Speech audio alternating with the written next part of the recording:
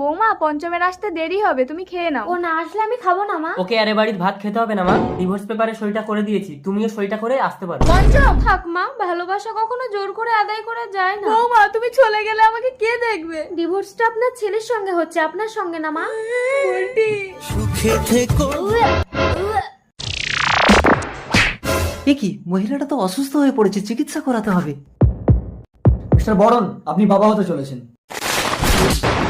কিছু মনে করবেন না, আসলে ডাক্তারবাবু আমাদের এলাকায় নতুন। বাই দ্য বাই, আপনাদের বাড়িটা কোথায়? বর্তমানে আমার কোনো বাড়ি নেই। সে কি? আমাকে একটা কাজ খুঁজে দেবেন? না না, এই অবস্থায় আপনাকে কাজ করতে হবে না, এই বাড়িতে আমি একা থাকি, আপনি এখানে থাকুন, আমি আপনাকে খেটে খাওয়াবো। আপনি একা থাকেন, লোকে তো আমাকে বদনাম দেবে। এসো আমরা নতুন সম্পর্ক গড়ি 10 বছর পর। মা আমি খেলতে যাচ্ছি। না একদম যাবি না, আমি কাজে যাচ্ছি। মানুষটা বাড়িতে একা আছে শোনাই। সেদিন গাড়ির চাকাটা আমার পায়ের উপর থেকে না গিয়ে আমাকে পিষিয়ে দিলে ভালো হতো। ও